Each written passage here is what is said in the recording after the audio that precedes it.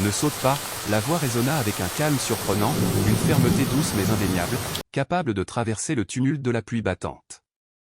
Emma Wexler sur le toit de la tour Wexler cligna des yeux, surprise, tremblante de la tête aux pieds. La pluie tombait sans répit, s'infiltrant dans ses cheveux blonds et sa robe blanche, la collant à sa peau comme une seconde enveloppe glaciale. Son ventre rond, fragile et pourtant lourd de promesses, semblait vibrer avec la tempête. Elle avait cru que tout s'était effondré, que le monde entier l'avait abandonné. Mais cette voix lui donnait un instant de répit. Un homme se tenait là, quelques pas en retrait, immobile malgré le vent et l'averse. Son manteau sombre était saturé d'eau, ses chaussures glissaient légèrement sur le béton mouillé, mais il restait solide, comme si le chaos autour de lui n'avait aucun pouvoir. Ses yeux, sombres mais empreints d'une étrange chaleur, semblaient lire la détresse qui la paralysait. « Je ne vous connais pas », murmura Emma, reculant précautionneusement. Son talon glissa dangereusement sur le rebord du toit. « Je n'ai pas besoin de te connaître, » répondit-il avec calme. « Mais je connais ce regard. Je l'ai porté moi-même. » Sa voix, rauque et basse, portait l'écho de quelqu'un qui avait frôlé l'abîme et en était revenu. Il tendit lentement la main, un geste simple mais chargé de promesses. « Descends. » Emma secoua la tête, incrédule. « Pourquoi ? Pourquoi vous en souciez-vous ? Personne ne le fait. Parce que j'ai été exactement là où tu es. Peut-être pas sur ce toit, peut-être pas dans ce bâtiment précis, mais j'ai ressenti cette douleur, ce désespoir qui consume tout. J'ai cru que le monde m'avait oublié, moi aussi. » Elle éclata d'un rire amer, le cœur serré. « Vous ne comprenez pas. Ce n'est pas juste de la tristesse. Ce n'est pas juste un mauvais jour. J'ai tout perdu. Ma famille, mon avenir, tous pensent que je suis une honte. » « Alors ils ont tort, » dit-il doucement. Emma le fixa à travers le rideau de pluie. Il ne cligna pas des yeux. Il ne trembla pas. « Je ne connais même pas votre nom, » murmura-t-elle. « Carteret. »« Et quoi ?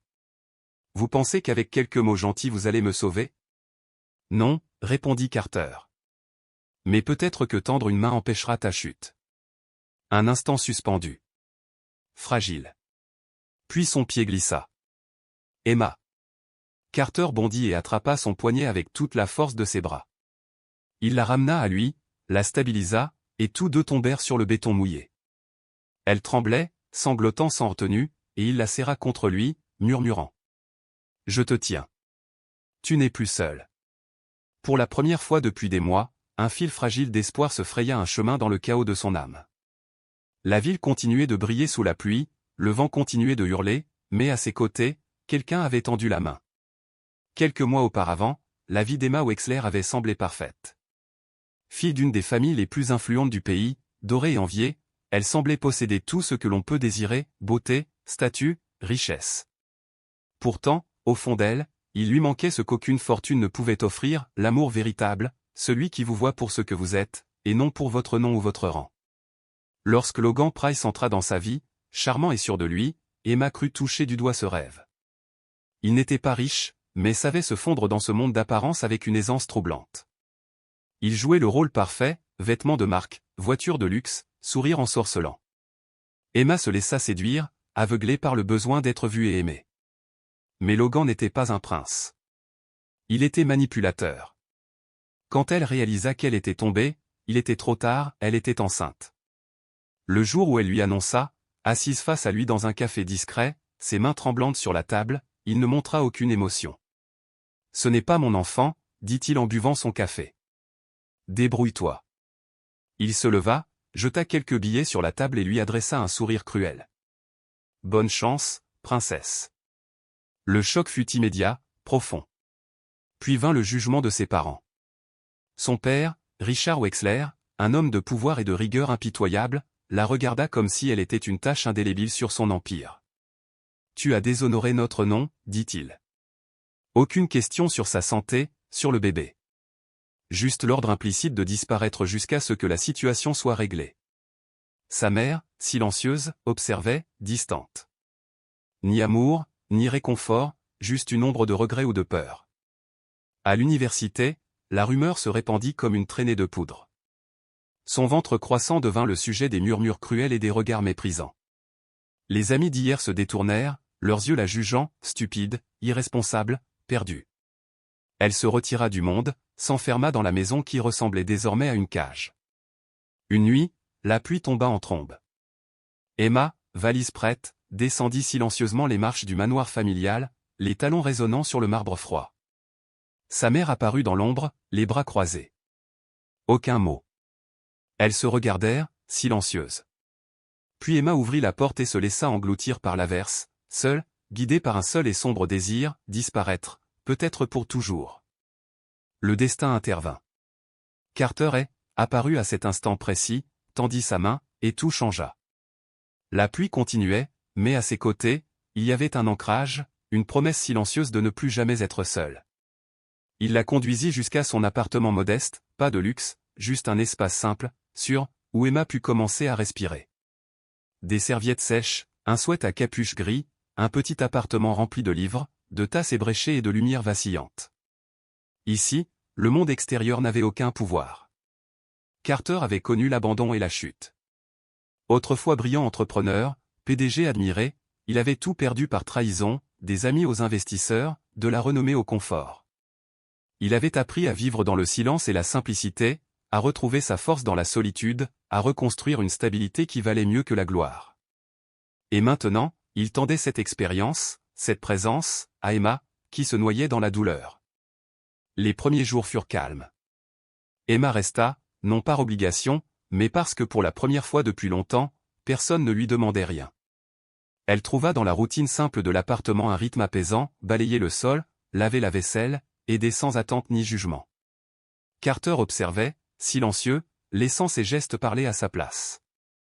Une fois, un livre sur l'éducation des enfants célibataires apparut contre la porte de sa chambre. Une autre fois, un simple sandwich, son préféré, posé près de son verre d'eau. Chaque petit geste, chaque attention, construisait un filet de sécurité autour d'elle. Puis vinrent les nuits où les larmes refoulées éclataient. Emma, recroquevillée dans son lit, brisée par la peur et la solitude, sanglotait dans le silence. Carter restait à côté, silencieux, simple témoin de sa douleur.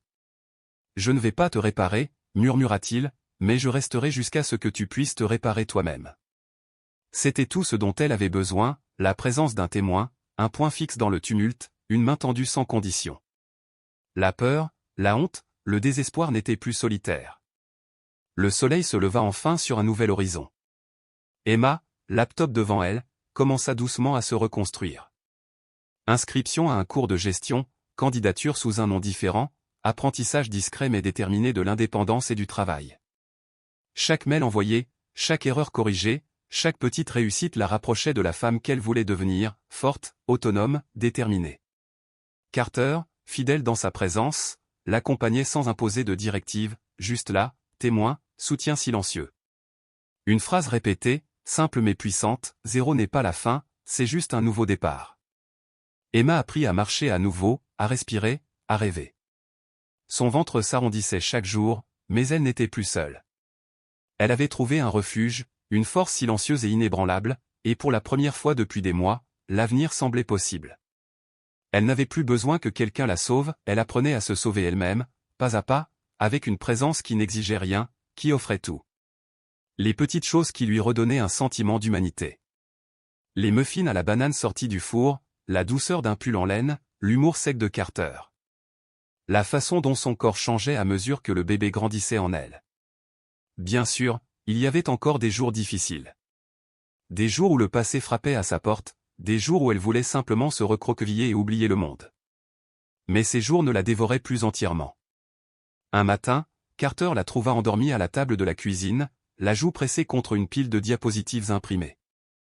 Un stylo était encore dans sa main, et ses notes s'étalaient en encre violette éclatante sur les pages. Silencieusement, il prépara le petit déjeuner. Lorsqu'elle s'éveilla, il lui versa un verre de jus d'orange et fit glisser un post-it sur la table.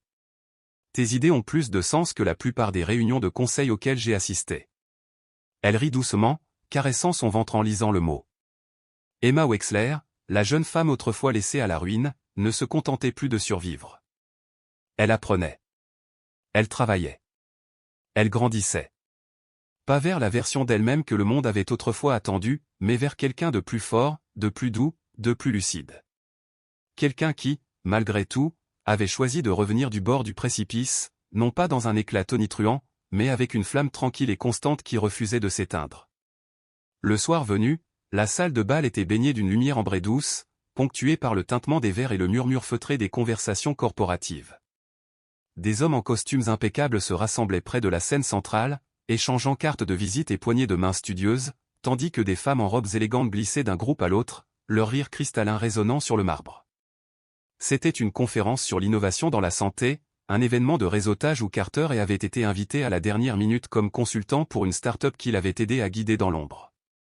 Il se tenait à l'arrière, les mains dans les poches, sirotant de l'eau. Ces salles ne lui avaient jamais plu, trop bruyantes de vanité, trop silencieuses pour la sincérité. Mais ce soir-là, quelque chose semblait différent. Et puis il le vit.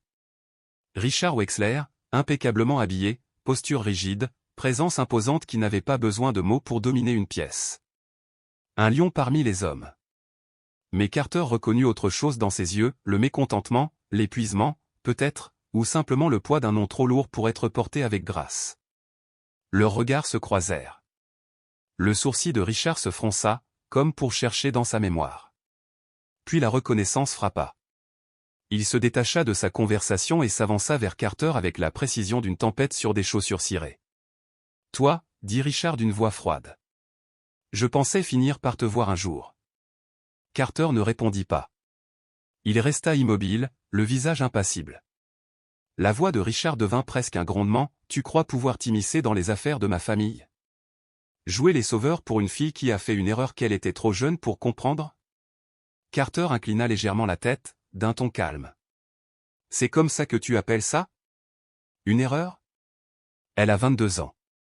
Elle avait tout, un avenir, une réputation, un héritage à porter. » Richard secoua la tête, comme si ces mots le dégoûtaient. « Et maintenant, elle se cache comme une honte. » La voix de Carter ne monta pas. Elle ne trembla pas. « Je n'ai pas interféré, » dit-il. « Je l'ai empêchée de sauter du toit. » Richard cligna des yeux, pris de court. « Je suis désolé, » murmura-t-il. Carter soutint son regard, ferme et inébranlable. « Je suis l'homme qui n'a pas laissé ta fille mourir. » Le silence qui suivit fut immédiat et tranchant, comme si toute la salle avait gelé derrière les murs insonorisés de leur conversation. La bouche de Richard s'ouvrit, mais aucun mot ne sortit. Et puis, la voix de Dieu, ou du destin, coupa la tension comme une cloche. Emma se tenait à quelques pas, sa robe simple mais élégante, ses cheveux relevés, son ventre visible, sans la moindre honte. Ses mains reposaient sur son ventre, comme pour dire « c'est le mien. Je n'ai pas à m'excuser. » Elle marcha vers eux avec la force tranquille de quelqu'un qui n'avait plus rien à perdre. Le visage de Richard se tendit. « Emma ?» Mais elle leva la main. « Non, » dit-elle fermement, sa voix stable. « Tu ne parles pas en premier. » Elle le regarda, vraiment, pour la première fois depuis des années. « Tu m'as dit que j'avais apporté la honte à la famille, que j'avais tout détruit. » Richard jeta un coup d'œil aux personnes autour, conscient des regards qui se tournaient vers eux. La voix d'Emma s'adoucit, mais chaque mot pesait comme une pierre. « Mais tu avais tort, papa. Je n'ai rien détruit. J'ai survécu à quelque chose que tu ne comprendras jamais. Et ce bébé. » Elle posa une main sur son ventre, « Il m'a sauvé. Il m'a donné une raison de continuer à respirer. » Carter resta silencieux à ses côtés, non pas comme un bouclier, mais comme témoin.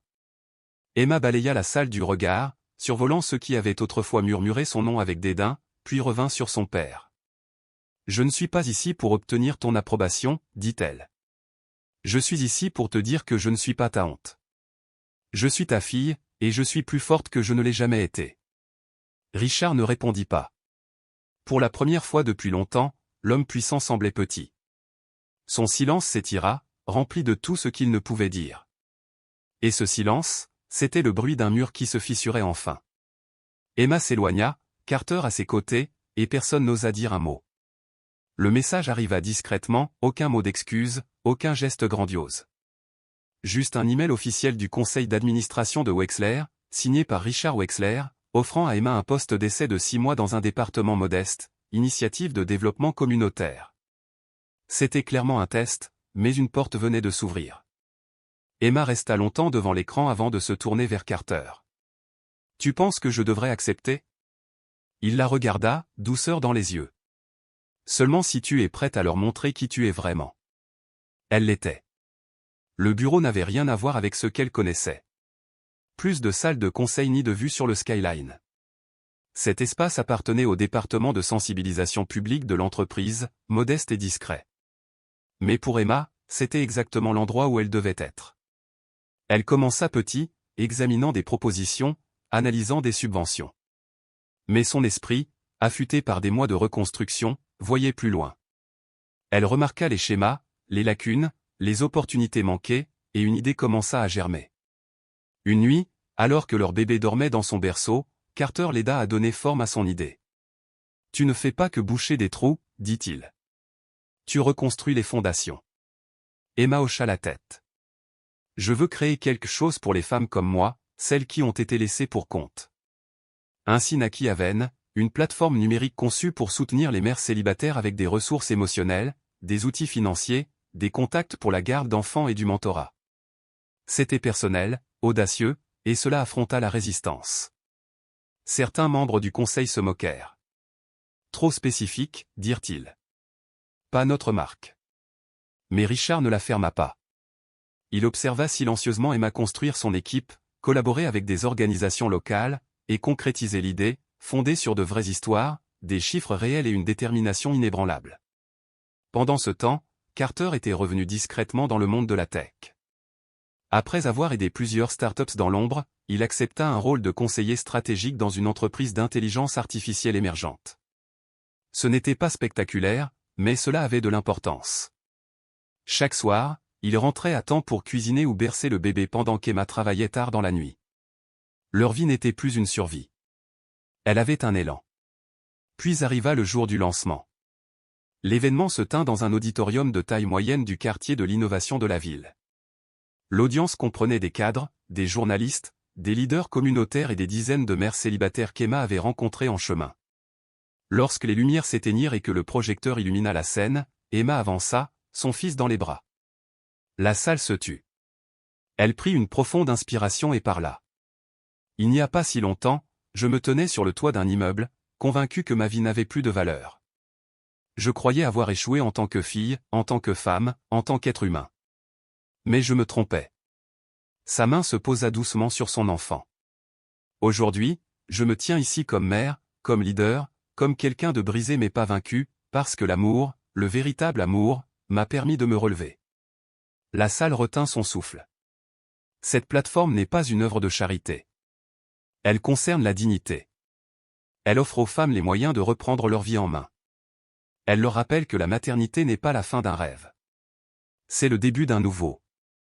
Carter la regardait, les yeux pleins de fierté.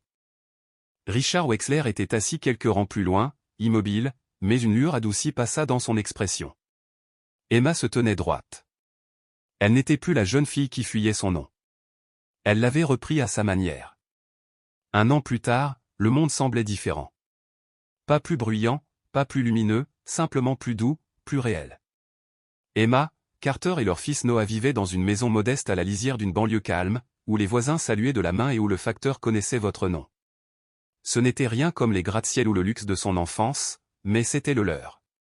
Les murs étaient chauds, parfumés de cannelle ou de café, des jouets jonchaient le sol et le rire, authentique et spontané, remplissaient leur journée. Noah venait d'avoir un an, curieux et vif, les petites mains toujours tendues vers quelque chose de nouveau, ses rires contagieux. Emma surprenait souvent Carter à l'observer avec une tendresse qu'il essayait de cacher, mais elle voyait toujours. Carter avait planté un jardin dans le jardin, non parce qu'il aimait jardiner et il ne l'aimait pas mais parce qu'Emma avait un jour rêvé de cultiver ses propres fraises. Même la plus petite pousse la faisait sourire. Ils étaient heureux. Pas dans un bonheur calculé pour les réseaux sociaux, mais dans celui, discret, des heures dorées où tout s'accorde. Un vendredi soir, alors que le soleil déclinait, Carter demanda à Emma de l'accompagner pour une promenade. Noah était chez une voisine, passionné par le babysitting. L'air sentait l'été finissant et l'automne naissant. Au lieu du parc, Carter la conduisit à travers la ville. Puis elle comprit où ils allaient. Le toit. Le même toit où tout avait commencé. L'immeuble avait changé, rénové, plus élégant, mais le souvenir restait. La rambarde, la pluie, sa voix. Il ouvrit la porte du toit et se rangea sur le côté. Emma monta lentement, talons frappant doucement le béton. Le ciel s'embrasait d'or. La ville pulsait en dessous, mais ici tout était calme. Carter prit sa main. « Tu t'étais tenu ici, prête à lâcher prise, dit-il. Et moi, je me tenais là, ne sachant pas si j'avais encore quelque chose à offrir. » Elle hocha la tête, les yeux brillants. « Mais d'une certaine manière, nous nous sommes sauvés mutuellement. » Alors il s'agenouilla. Emma halta. De sa poche, une simple bague, sans diamant, juste un anneau gravé à l'intérieur d'un mot, toujours. Toujours debout.